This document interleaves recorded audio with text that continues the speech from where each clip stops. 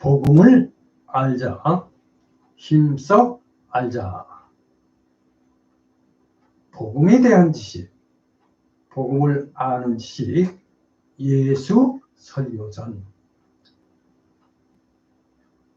산상 설교 중에서 원수를 사랑하라 하신 원수에 대한 우리들의 태도, 예수 사랑 방정식, 이렇게 제목을 올려드립니다. 성경 말씀은 마태복음 5장 43절에서 48절, 누가복음 6장 27절에서 28절, 32절에서 36절, 이렇게 되겠습니다. 참고하시기 바랍니다. 저는 어려서부터 꿈이 많은 아이였습니다. 그래서 그런지 이런저런 여러 가지 꿈들을 끊임없이 생각해 내곤 해서 드렸습니다. 성경에 보면은 정말 꿈 이야기가 많이 나옵니다. 그 많고 많은 꿈 이야기 중에서 저는 유독 요셉의 꿈 이야기를 요셉을 좋아하고 동경하기까지 해서 드렸습니다. 하여튼 꿈은 저로 하여금 시공간을 초월하는 묘미를 주었습니다. 그러던 중 언젠가 타임머신이란 만화책을 읽게 되었고, 그때 처음으로 저는 타임머신을 알게 되었습니다. 그래요. 사실 우리는 각자가 다 타임머신을 갖고 있습니다. 자, 우리를 과거로 데려다주는 추억들과 미래를 인도해주는 꿈들이 바로 그것입니다. 저의 꿈은 마치 타임머신처럼 저에게는 느껴졌습니다. 그 속에는 무한한 세계가 펼쳐져 있고, 거기에는 나만의 비밀과 꿈이 숨어 있습니다. 어떤 날은 그저 편안한 의자에 앉아 꿈을 펼치면, 그를 아치면 시간은 멈추고 나는 다른 공간으로의 여행을 합니다. 이렇게 타임머신 꿈은 단순한 꿈이 아니었습니다. 그래요. 꿈은 정말 제게 있어서만큼은 타임머신입니다. 그래서 저는 자유롭게 이 타임머신을 이용해서 미지의 세계를 넘나들곤 해서 드렸습니다. 이건 믿거나 말거나입니다. 그래서 오늘은 그 추억 속의 타임머신을 떠올리면서 이제 그 성경 속으로의 시간 여행을 떠납니다. 여러분도 함께 하시죠? 특히 예수님의 그 말씀의 현장에서 함께 하기를 원하면서 오늘은 갈릴리 호수 주변으로 추정되는 동산, 언덕에서 선포하시는 예수님의 산상 설교 현장으로 함께 하십니다. 할렐루야. 자, 이 예수 설교전 역시 실제적으로나 성경적으로나 고귀한 가치를 가진 진리임에는 틀림이 없으며 성경에 명백히 기초하고 있음은 물론임을 밝혀드립니다.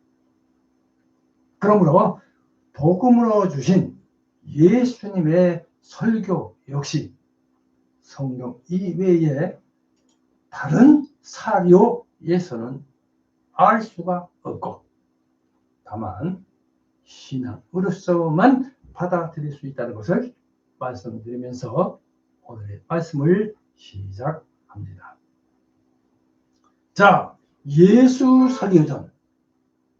오늘은 예수님께서 갈릴리 호수 주변으로 추정되는 동산 언덕에서 선포하신 산상 설교의 현장입니다.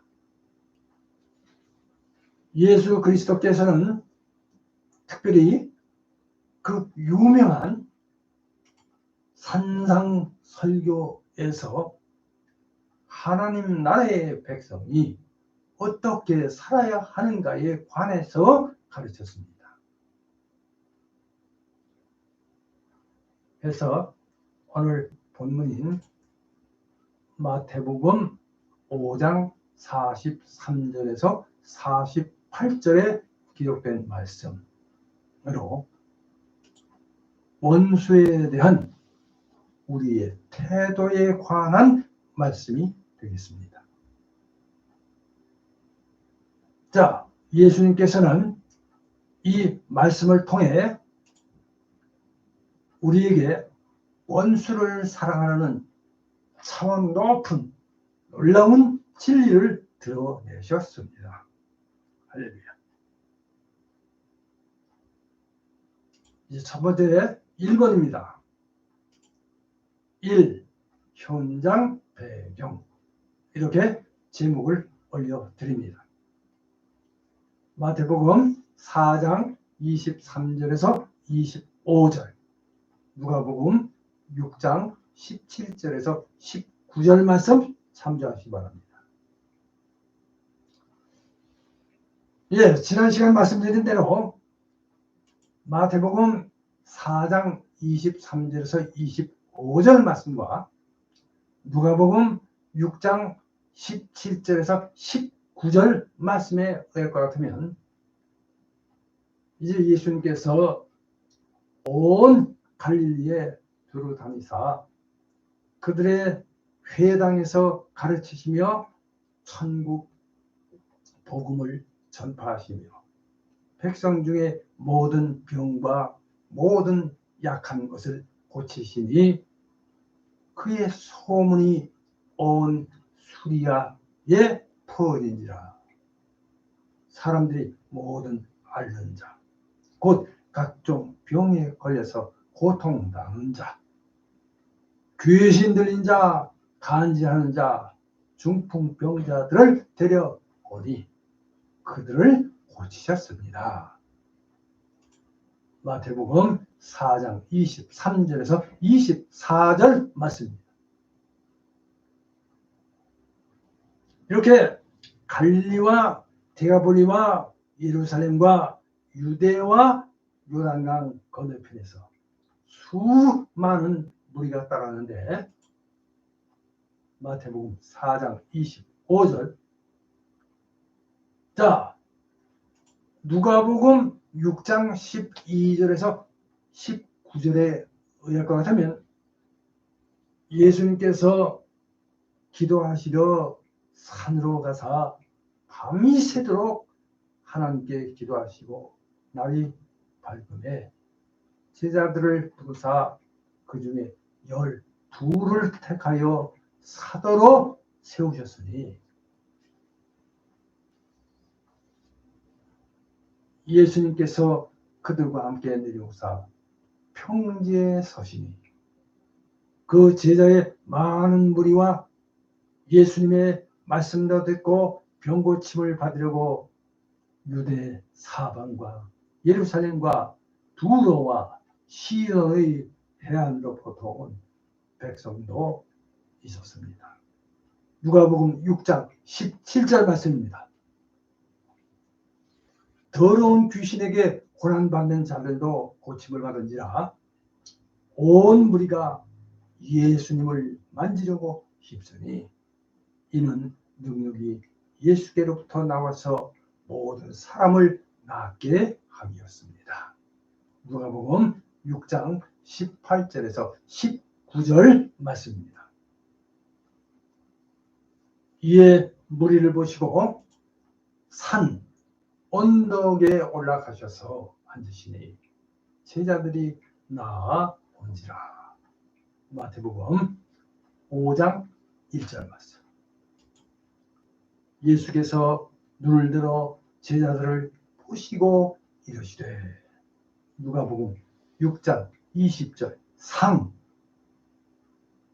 이렇게 해서 예수님의 설교가 시작됩니다. 할렐루야. 자, 이제 두 번째입니다. 이 원수를 사랑하라. 이렇게 제목이 되겠습니다. 마태복음 5장 43절에서 44절, 누가복음 6장 27절에서 28절, 여기에 레위기 19장 18절을 첨가합니다. 자, 이제 오늘 말씀은 마태복음 5장 43절에서 44절 말씀으로 예수님께서는 산상설교에서 십계명과 율법을 더욱 심화시키시며 하나님 나라의 시민들에게 놀라운 윤리적 기준을 제시하셨습니다. 자, 43절입니다. 마태복음 5장 43절. 또 네 이웃을 사랑하고 네 원수를 미워하라 하였다는 것을 너희가 들었으나 나는 너희에게 이르노니 너희 원수를 사랑하며 너희를 핍박하는 자를 위하여 기도하라. 마태복음 5장 43절에서 44절까지의 말씀입니다. 자, 이 말씀은 누가복음 6장 27절에서 28절에도 기록된 말씀입니다.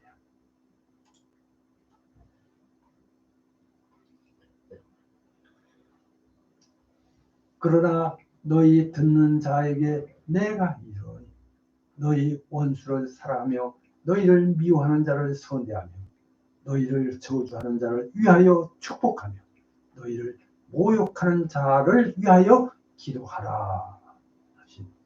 바로 누가복음 6장 27절에서 28절 말씀입니다.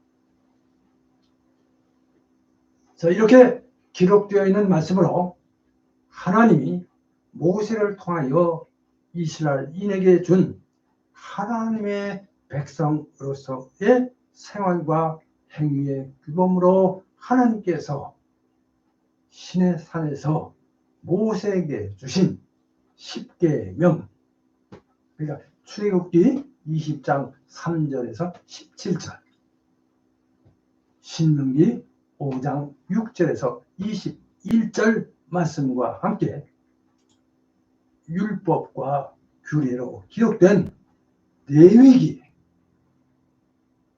19장 18절의 말씀이에요. 원수를 갚지 말며 동포를 원망하지 말며 네 이웃 사랑하기를 네 자신과 같이 사랑하라. 나는 여호와이니라. 이 말씀을 들어 하신 말씀으로 마태복음 5장 3절에서 12절로 복 있는 자를 선포하신 예수님께서 말씀을 듣고 있는 제자들을 향해서 하신 말씀, 즉 설교입니다. 자, 누가복음 6장 27절 상입니다. 그러나 너희 듣는 자에게 내가 이르노니, 이렇게 시작된 말씀입니다. 자, 이 예수님의 산상설교에서 하신 말씀, 즉 네 이웃을 사랑하고 네 원수를 미워하라 하신 이 말씀은 어디를 인용한 것인가? 여기 이들이 누구로부터 이 말씀을 들었을까? 한번 생각해 봤습니다. 자, 여기 네 이웃을 사랑하고, 이 말씀은 레위기 19장 18절의 네 이웃 사랑하기를 네 자신과 같이 사랑하라는 좀 이런 이 말씀의 이종이라고 말씀드리고요. 또 여기 네 원수를 미워하라, 이 표현은 구약 율법서에는 없는 말씀으로, 후자의 말씀은 성경의 가르침이라기보다는 당시 유대인의 마음속에 자리 잡고 있던 그 보편적인 어떤 그 교훈이나 사상이라 할 수 있겠습니다. 특히 예수님 당시 유대인들은 로마의 압제하에 있었음으로 해서 이들을 공동의 적으로 생각하고 로마에 대한 증오심을 갖는 것이 정당하다고 생각하였던 것입니다. 예수님께서는 바로 이와 같은 당시의 시대상을 지적하시면서 이웃 사랑의 놀라운 새 기준을 제시하고 계신 것으로 보입니다. 자, 이에 대해서는 옥스퍼드 원어 성경 대전 406번을 참조했음을 밝혀드립니다. 자, 이제 세 번째입니다. 3. 결과, 이렇게 제목을 올려드립니다. 마태복음 5장 45절에서 48절, 누가복음 6장 32절에서 33절 말씀이 되겠습니다. 여기 예수님께서 가르치신 내 이웃을 사랑하고, 마태복음 5장 43절, 이 말씀은 율법과 규례 중에서 레위기 19장 18절로 기록된 원수를 갚지 말며 이웃을 사랑하는 말씀을 들어 우리에게 놀라운 명령을 하셨습니다. 그게 바로 원수를 사랑하라는 명령입니다. 이는 우리의 흔한 일반적인 상식으로서는 이해가 되지 않는 말씀입니다. 자, 우리는 우리에게 해를 입히는 사람, 우리를 미워하는 사람을 어떻게 사랑할 수 있는가? 자, 그러나 원수에 대한 대응은 우리 삶의 아주 중요한 부분이 되겠습니다. 자, 그래서 이에 대한 예수님의 가르침은 원수로 대응하는 세상의 방식을 넘어서서 우리에게 원수라도 용서와 사랑을 베풀라는 말씀이 되겠습니다. 마태복음 5장 41절 말씀입니다. 이제 예수님께서는 단순히 감정적으로 원수를 사랑하라고 말씀하신 것이 아닙니다. 자, 실제 행동으로 그들을 사랑하라고 말씀하셨습니다.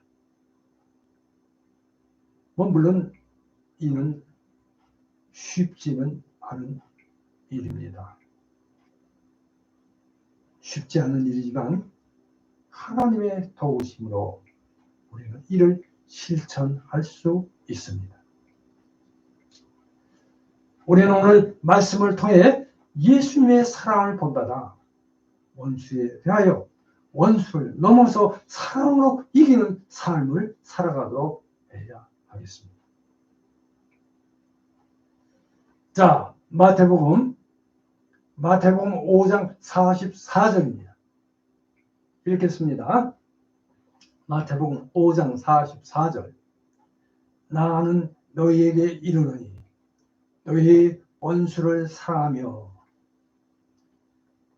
너희를 박해하는 자를 위하여 기도하라. 우리는 우리에게 해를 입히는 사람들에게도 선을 행해야 할, 그들에게 친절을 베풀고 그들을 위해 기도해야 합니다. 이어서 누가복음 6장 28절입니다. 자, 누가복음 6장 28절에서는 예수님께서는 너희를 저주하는 자를 위하여 축복하며 너희를 모욕하는 자를 위하여 기도하라 라고 하십니다. 우리는 우리를 저주하고 모욕하는 사람들에게도 축복하고 그들을 위해 기도하고 그들의 잘못을 용서해야 합니다. 이어서 마태복음 5장 46절에서는 마태복음 5장 46절입니다. 너희가 너희를 사랑하는 자를 사랑하면 무슨 사항이 있으리요? 세리도 이같이 아니하느냐? 또 너희가 너희 형제에게만 무난하면 남보다 더하는 것이 뭐냐? 이방인들도 이같이 아니하느냐? 우리는 모든 사람에게 사랑을 베풀어야 합니다. 심지어는 우리에게 해를 입히는 사람에게도 역시 그러합니다. 할렐루야. 이제 결론을 말씀드립니다. 결론. 저의 꿈꾸던 어린 시절, 꿈속의 타임머신 추억을 가지고 이제 성경 속으로의 시간 여행을 상상하면서 예수님의 설교 현장을 살펴보고자 한, 그렇게 시작한 예수 설교전 계속해서 기대해 주시기를 바라면서 복음을 알아가는 시간이 되시기를 바랍니다. 물론 이 역시 여러 가지 특성을 내포하고 있기에 신앙의 위대한 신비 중 하나로 인간의 이해를 훨씬 초월하고 있는 것임을 다시 한번 말씀을 드립니다. 물론 이와 같은 설교는 성경 이외의 그 어떤 다른 사료로서는 이해할 수가 없고 오직 신앙에 의해서만 이해할 수 있다고 말씀드리겠습니다. 이렇게 예수님께서는 산상설교에서 하나님 나라의 백성이 살아가야 할 삶의 방식을 제시하셨습니다. 이제 말씀을 마치면서 여기서 가장 중요한 것은 예수님께서 범죄하고 타락한 인간이 구원에 이르는 하나님의 나라를 아는 지식인 복음, 예수 설교 전도로 하나님의 나라를 알고 믿어 구원에 이르는 은혜에 참여하기를 원하시고 축복하신다는 점입니다. 이 점을 믿으시고 믿음 생활 잘 하셔서 하나님의 구원에 이르시기를 주님의 이름으로 축복합니다. 할렐루야. 자, 이제 생각해보기. 오늘은 한 가지만 말씀드립니다. 생각해보기 1번. 예수님의 사랑의 방정식에 관해서 이 한 주 동안 여러 가지로 생각해 보시기 바랍니다. 자, 이제 다음 시간에는 더 좋은 말씀으로 함께 하겠습니다. 기도합니다.